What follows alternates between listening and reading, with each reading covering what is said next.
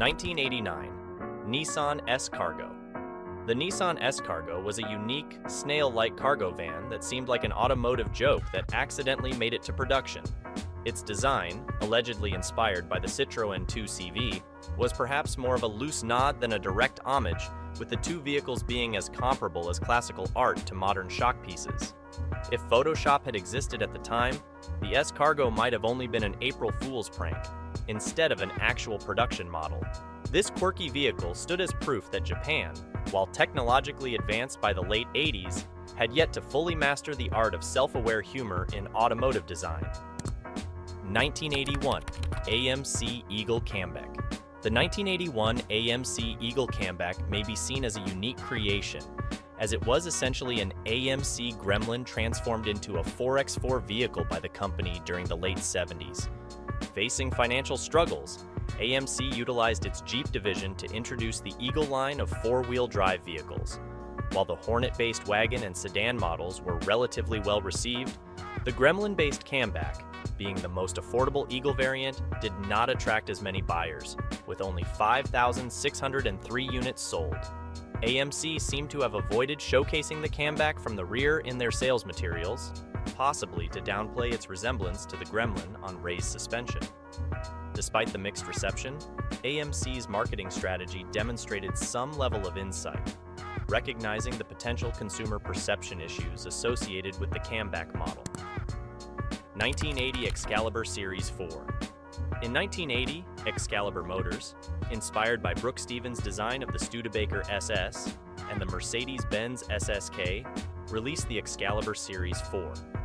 This iteration featured a split windshield, squared-off backlight, and faux wire wheels, giving it a distinctive appearance reminiscent of a renovated pimpmobile. Despite the company facing bankruptcy in 1986, it was revived multiple times between 1987 and 2003 before eventually ceasing operation permanently. It seems like the story of Excalibur Motors followed a similar pattern to the classic tale of the monkey's paw. 1983, Glenfrome Facet Glenfrome, a British company known for customizing Range Rovers for wealthy Middle Eastern clients, designed the Facet, which resembled a cross between a Lamborghini LM002 and an AMC Gremlin.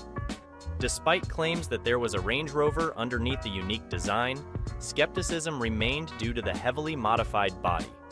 The Facet, created by Dennis Adams, featured a removable target top that could be stored in the front hood. Priced at $55,000, equivalent to $82,500 today, or $214,000 adjusted for inflation, the Facet was marketed as a versatile sport coupe for off-road adventures. 1980 Ferrari Mondial. The 1980 Ferrari Mondial is often regarded as an unattractive Ferrari model.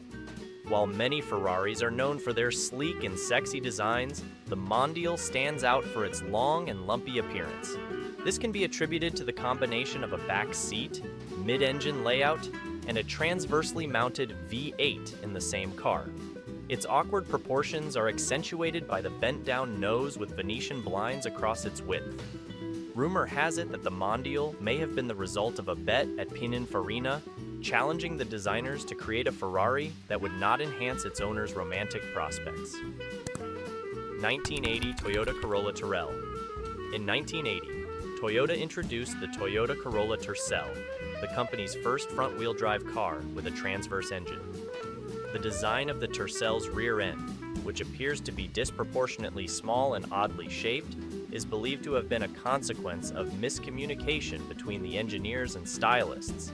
It seems like the engineers may have wanted to highlight the compactness of the powertrain, but failed to specify which end of the car housed the engine. Alternatively, there could have been a mistake in the specifications, leading the designers to realize at the last minute that the car needed to be 10 inches shorter than initially thought. Whatever the reason, the result was a Tercel that looked even tinier and cheaper than intended. 1987, Nissan Pulsar NX. The Nissan Pulsar NX's standout feature was its quirky, interchangeable rear hatches. This allowed drivers to switch between a standard hatchback and a wagon-style half-hatch. though this design didn't quite take off with consumers. While the concept may have been novel, it missed the mark. The appeal of a multi-purpose rear hatch didn't resonate, attracting few buyers.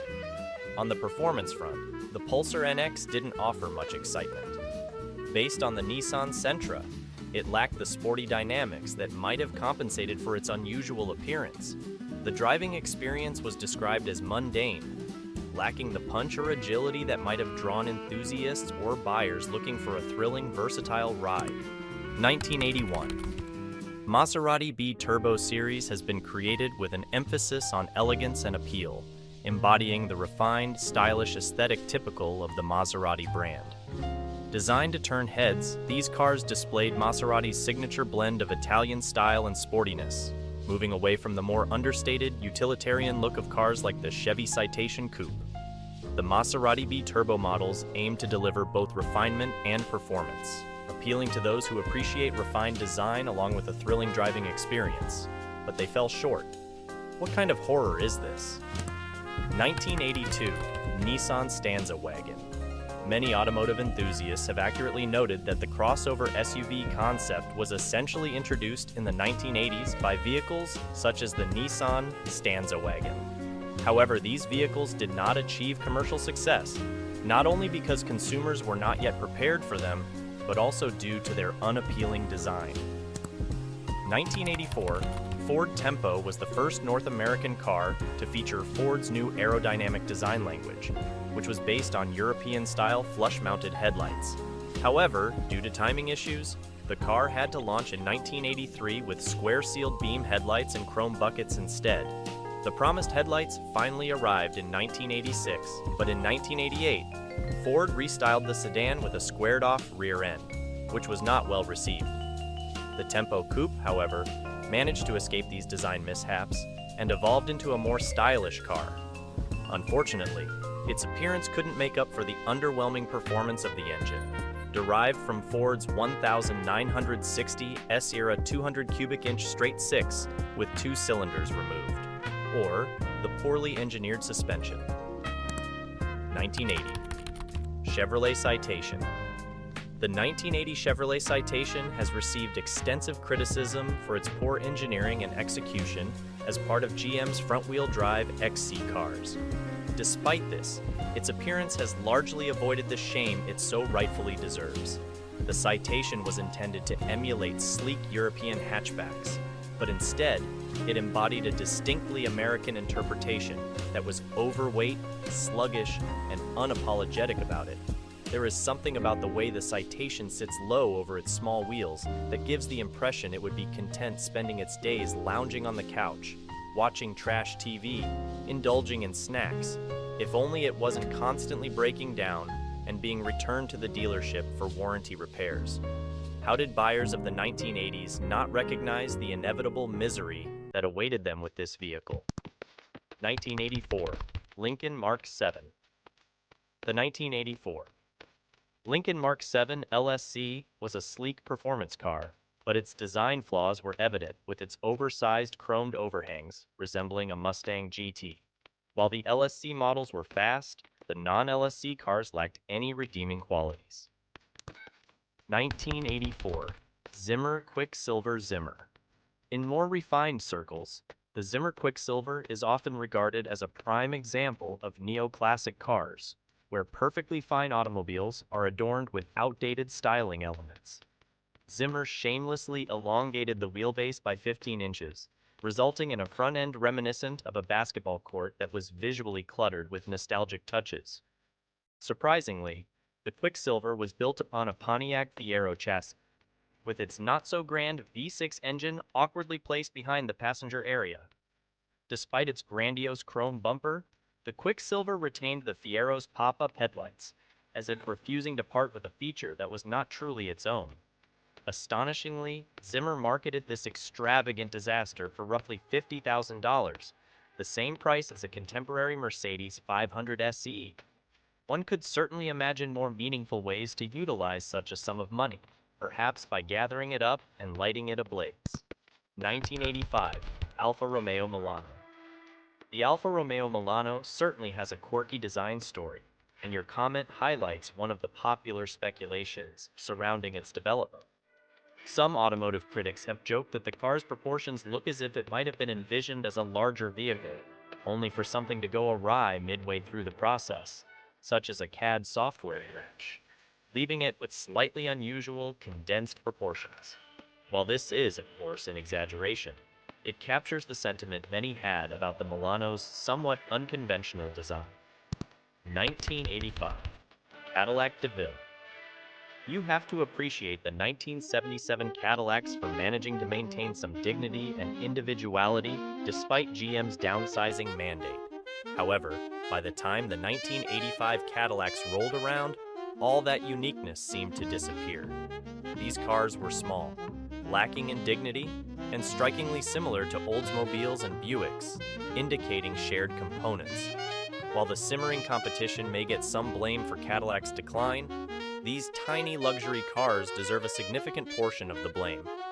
In the 1980s, GM seemed to have its corporate priorities mixed up, resulting in these undersized excuses for luxury vehicles.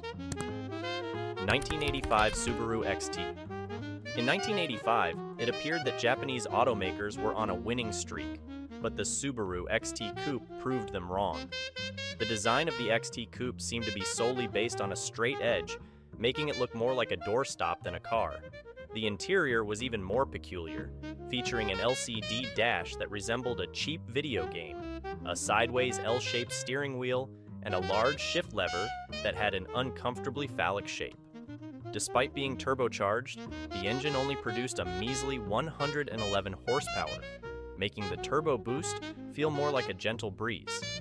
Subaru did release a 4x4 version with air springs for off-road capabilities, which was a cool feature.